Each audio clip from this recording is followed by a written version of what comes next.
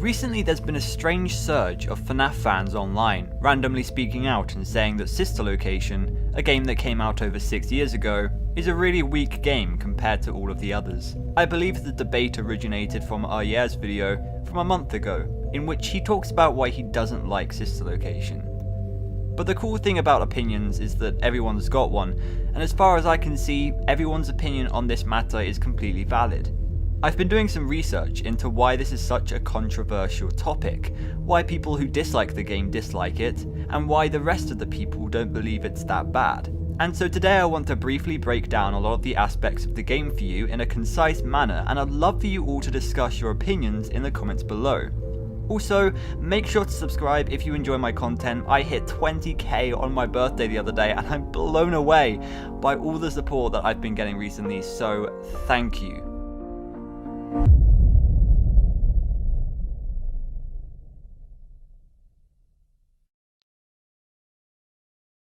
I think for me, Sister Location's gameplay is very hit or miss. You'll have a lot of great, engaging, and difficult moments within the game, but the linear structure of it means a lot of elements and concepts introduced early on never really had a solid payoff. The reason a big bulk of Sister Location exists is solely for continuity purposes. For instance, the nights have you begin by using the lights to see the animatronics and the controlled shocks to make sure they're in working order. The thing is, this is simply the story disguised as gameplay. There are unused assets in the files that show how the windows could have been utilized. The vents are similar in this regard. It feels like they set them up as gameplay mechanics, which would have been a really fun twist on the original Fnaf formula, but instead it is only used to creep you out, which I will say is very effective. When I first saw the dead technicians through the windows, it did shake me a little. It's very unnerving. And at the end of the day, these scenes in the primary control module and the vents are probably there just to build tension. It did rub me the wrong way though. I feel like it should have had more of a bearing on the gameplay itself. From an outside perspective, it's very easy to see how Sister Location varies a lot from the original tetralogy of games. Instead of a repetitive process with increasing difficulty, every night is vastly different from one another. Night 2 has you hiding under the desk, keeping the door closed while Biddy Babs tried to get through to jump scare you. This is an extremely simple task compared to what we already know from Fnaf. The original games are all about resource management and the tension of being overwhelmed by a lot of different elements at once. I think instead of doing that, Sister Location had these elements put in a linear story. Saying all of that, the task of hiding under the desk is a good, easy start to the game and gets players to quickly understand its updated structure. Then you have to get through Ballora's gallery, which is very intense. It's all based on sound, and of course, that's great for content creators because they need to turn the volume up, and when they get jump scared, it's much louder than they expect. But I'd say this kind of gameplay is really unique and well done in this game. Especially when you can see the door getting closer and closer.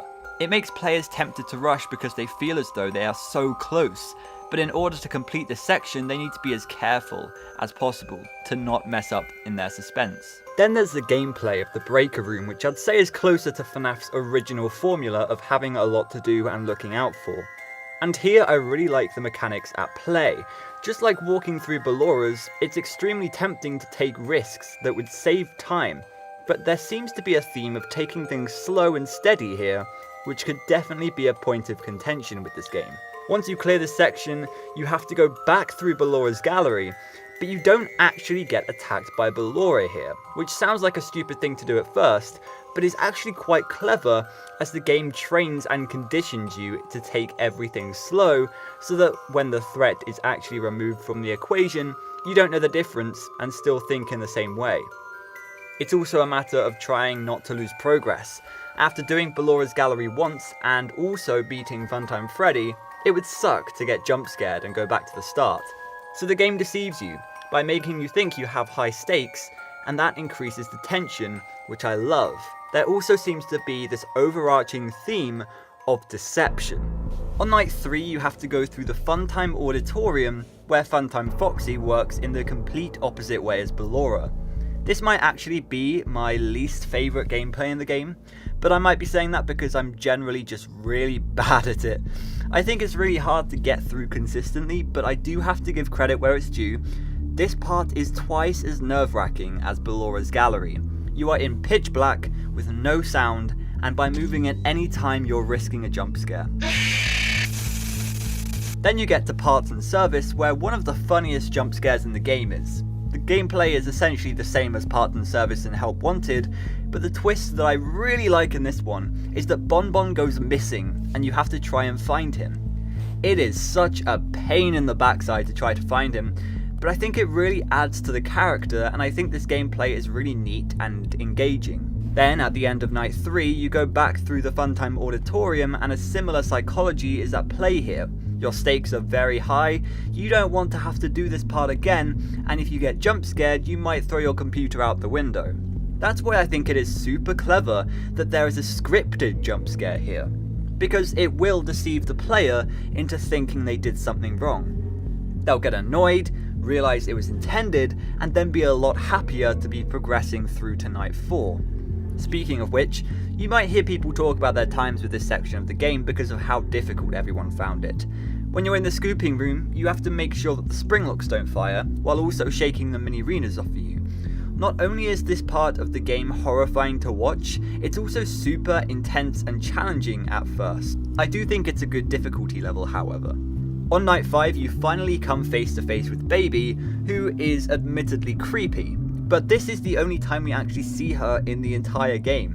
That to me is quite a big problem, because she is underutilized, especially compared to how we originally saw her in the trailer. Then of course the only bit of gameplay left for me to talk about is the secret Enid room and custom night. I thought the addition with this was absolutely phenomenal. Sister Location, I have to admit, feels pretty bare bones when talking about gameplay. It feels like it strays quite far away from the original formula of Fnaf, and not necessarily in a good way. However, the reintroduction of the classic Fnaf nights was genius. It meant Scott could include a ton of new characters with interesting mechanics, and it would feel familiar again. This was, of course, the format of gameplay that revolutionized the state of indie horror games in the last decade. So, a Fnaf game without that same vibe doesn't sit quite right. Overall, I'd say there's a huge variety of gameplay waiting for you in Sister Location, but the lack of repetition like the previous games makes this one feel less replayable. In my personal opinion though, I'd say that's the main thing that holds the game down. Everything should start to get better from here.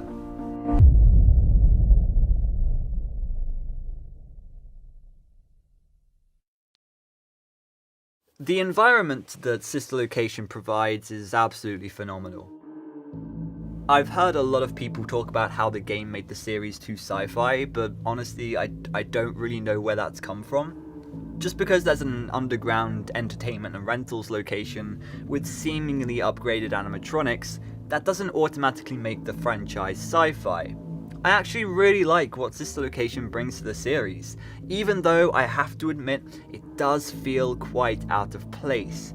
The game is full of blue and green lighting, which makes the environment feel dark and sickly, without it actually being too dark. The animatronic designs with the moving faceplates makes them creepier, and they feel more fluid. But the big thing that changed between the original Fnaf series and Sister Location was the inclusion of voice acting.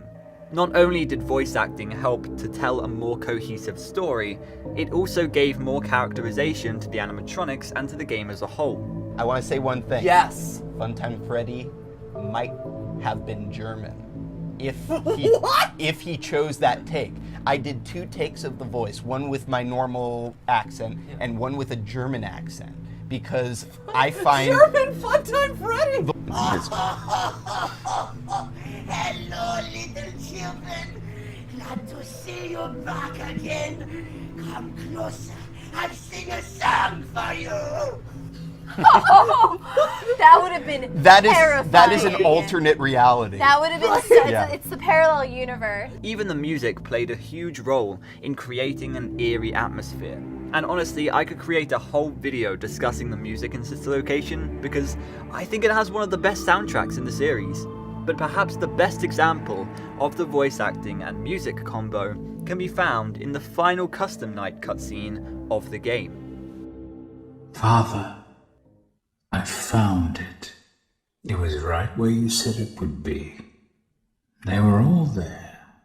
They didn't recognize me at first, but then they thought I was you.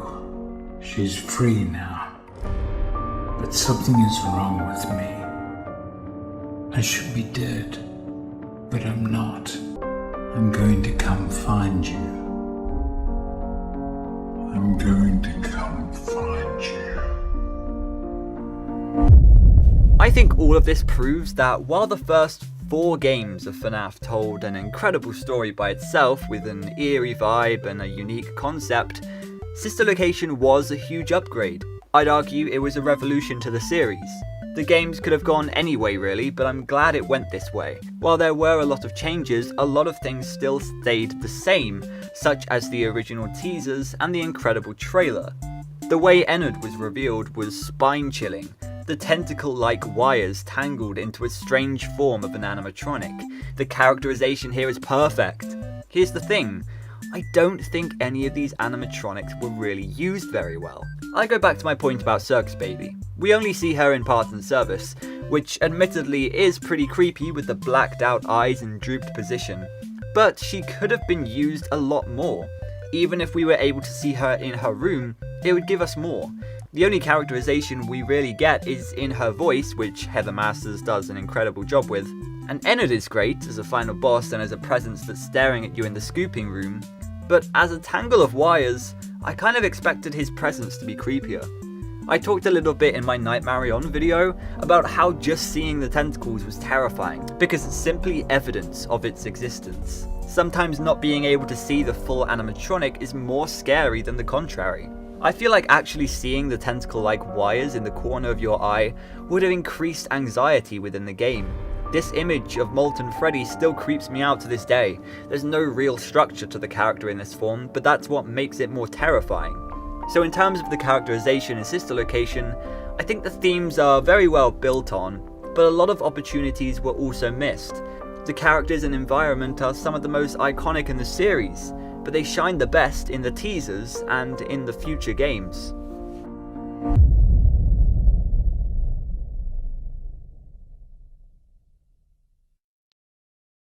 Sister Location's story is pretty simple to piece together, but also gives theorists a lot to consider. I'm going to be going through a list of story and lore related elements presented in the game and discuss why I think they were good or bad for the series. Before the release of the game, we were shown a map of the location, and if you looked closely you could see 2 hidden rooms above and below the Funtime Auditorium.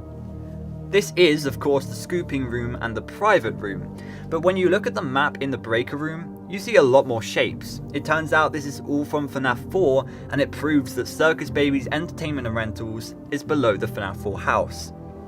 In the private room, if you type 1983 into the number pad, you also see these rooms from Fnaf 4. I think these secrets are beautifully well executed, and this was a very, very good way to connect Sister Location to the prior 4 games. We now know from this game that Afton is the murderer, and by extension we've seen his whole family.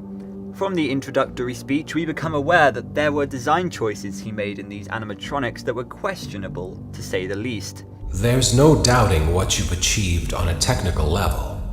There are just certain design choices that were made for these robots that we don't fully understand. She can dance. She can sing. She's equipped with a built-in helium tank for inflating balloons right at her fingertips. With all due respect, those aren't the design choices we were curious about, Mr. Afton.